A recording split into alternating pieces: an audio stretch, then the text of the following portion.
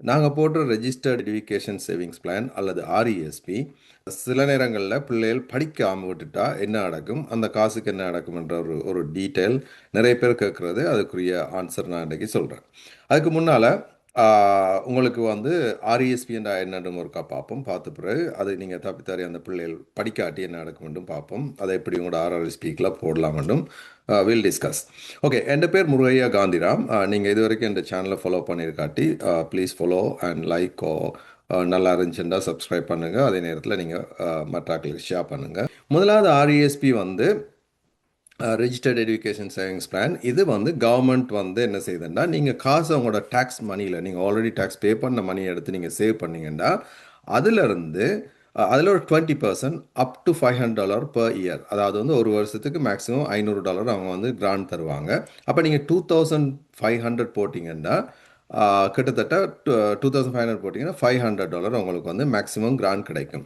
இந்த total grand வந்து yearly இல்லை இந்த டோட்டல் லைஃப் டைமுக்குமே கிடைக்க போகிறது வந்து $7,200 தான். ஆனால் இந்த $7,200 எடுக்கிறதுக்காக நீங்கள் மேக்ஸிமம் போடணுமா போடலையான்றது வந்து உங்களோட ஃபைனான்ஷியல் சுச்சுவேஷனுக்கு ஏற்ற மாதிரியான ஒரு முடிவு தான் நீங்கள் எடுக்கணும். இது எது வரைக்கும்னா ஒரு பிறந்ததுலேருந்து 0 டேஸ்லேருந்து 17th பர்த்டே முடியும் வரைக்கும், அதாவது 17th பர்த்டே இருந்து 18th பர்த்டே தொடங்குற முதல் நாள் கடையில் நீங்கள் சேவ் பண்ணுற மணி தான் இந்த ஆர்இஎஸ்பி. இதில் என்ன அட்வான்டேஜ் இருக்குன்னா, மெயின் அட்வான்டேஜை பார்த்தீங்கன்னா வந்து முதல்ல வந்து டேக்ஸ் ஷெல்டர்ட். நீங்கள் சேவ் பண்ணுற மணி நீங்கள் பேங்க்கில் போடலாம், இல்லாட்டி இன்சூரன்ஸ் கம்பெனிஸில் போடலாம். அப்படி இல்லாட்டி சில பிளான்ஸ் இருக்குது, அதாவது வந்து குரூப் பிளான்ஸ் இருக்குது. குரூப் பிளான்ஸ் ஒரு சின்ன ஒரு ட்ராபேக் என்னென்னா வந்து நீங்கள் தப்பி தவறி அதுக்கு ஒரு டிசிப்ளினாக போடணும். நீங்கள் இடையில போடாமல் விட்டீங்கன்னா சார்ஜஸ் அப்படி இப்படின்னு எக்கச்சக்கமாக இருக்குது. ஸோ அதை ஒருக்கா நீங்கள் டிஸ்கஸ் பண்ணிவிட்டு நீங்கள் அந்த பிளான் நீங்கள் அப்படி செய்கிறேன்டா பிளான் பண்ணுங்கள். ஓகே, அடுத்து வந்து இப்போ நீங்கள் அந்த வார இதில் இருக்க மெயின் அட்வான்டேஜ்னா டேக்ஸ் ஃப்ரீ க்ரோத். இப்போ நீங்கள் போட $100 $200 போட்டிங்கன்னா அது வந்து அக்யூமுலேட் ஆகும்.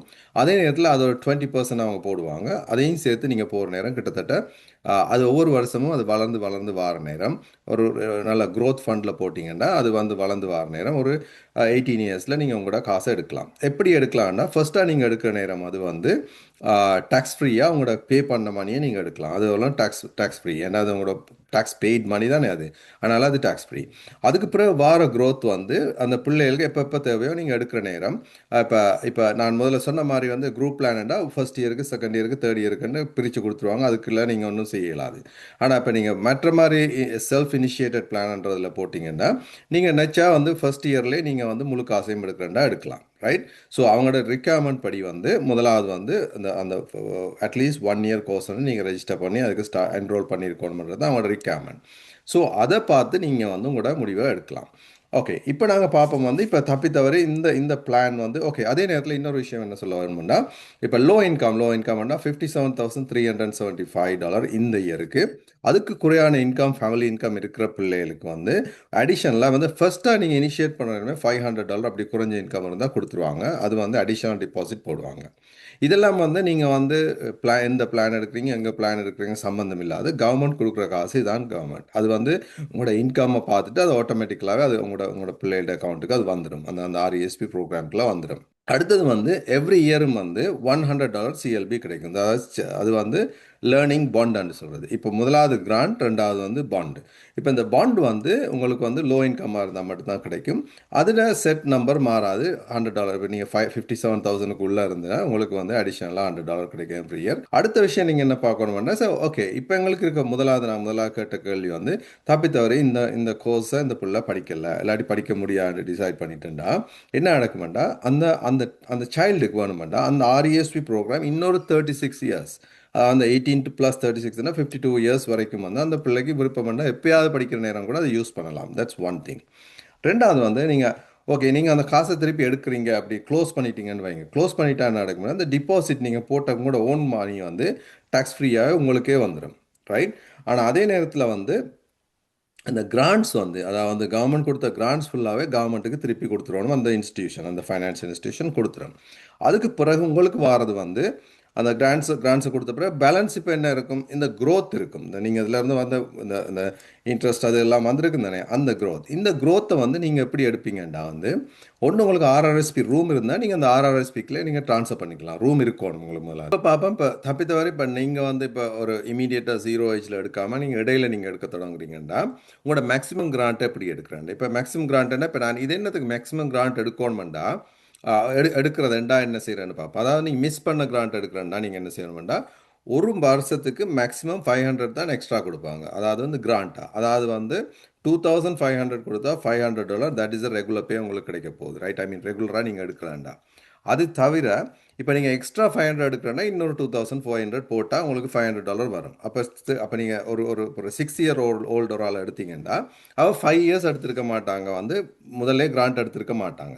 அப்போ நீங்கள் அந்த 2500 அந்த 500 எக்ஸ்ட்ரா எடுக்கிறேன்னா இன்னொரு 5 இயர்ஸுக்கு ஏஜ் 6லேருந்து 6, 7, 8, 9, 10 வரைக்கும் திரும்பவும் 5000 போட்டிங்கன்னா உங்களுக்கு 1000 எவ்ரி இயர் வந்து இந்த ஆர்ஆர்எஸ்பி வந்து ஆர்இஎஸ்பி வந்து கிடைக்கும். ரைட், இப்போ இந்த 5000 கொடுத்து எடுக்கிறது ஒரு ஒரு மெத்தட். அதாவது வந்து நீங்கள் இந்த இந்த இந்த உங்களோட டோட்டல் கிராண்ட் எடுக்கிறதுக்காக நீங்கள் செய்கிற ஒரு முயற்சி. இந்த 20% எடுக்கிறதுக்காக நீங்கள் கொடுக்குற இது. ஆனால் இது எல்லாத்தோட முக்கியம் வந்து உண்மையாக நீங்கள் அஃபோர்டபுளான்றது தான் ரொம்ப ரொம்ப முக்கியமான விஷயம். தனியே நீங்கள் அந்த பிள்ளைக்கு ஓகே இவ்வளோ காசு இருந்தால் தான் படிக்கலாம்ன்றத விட வேறு வேறு விஷயங்களும் வாழ்க்கையில் முக்கியம். ஆனால் உண்மையாகவே உங்களுக்கு வந்து எவ்வளோ காசு போடணுமன்றது வந்து இந்த மேக்ஸிமம் எடுக்கிறது தான் ஒரே நோக்கமாக நினச்சிக்கொண்டு பெரிய அமௌண்ட்டை போடணுமன்றது ஒரு விதத்துலையுமே ஒரு தேவையில்லாத ஒரு விஷயம். இப்போ எங்களுக்கு எவ்வளோ அஃபோர்ட் பண்ணலாம், எவ்வளோ இந்த அஃபோர்ட் பண்ணுற இந்த காசு இதில் வைக்கலாம், இந்த காசுலேருந்து அந்த பிள்ளையோட வேறு வேறு முன்னேற்றங்கள் இருக்குது, வேறு ஏதாவது படிப்பிக்கலாம், ஏதோ செய்யலாம், இல்லாட்டி அவங்களோட கொஞ்சம் டைமை ஸ்பெண்ட் பண்ணலாம்.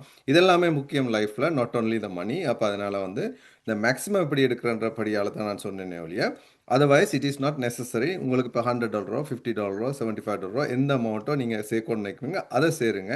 மிச்சம் வந்து கட்ட முடியாட்டி don't do it, you just keep going. அப்போ அதே மாதிரி செல்ஃப் இனிஷியேட்டட் பிளான் இருக்கிறதுல என்ன நல்ல ஒரு முக்கியம் வேண்டாம். ஓகே, நீங்கள் ஒரு $1000, $2000 போட்டுக்கொண்டு போகிறீங்க.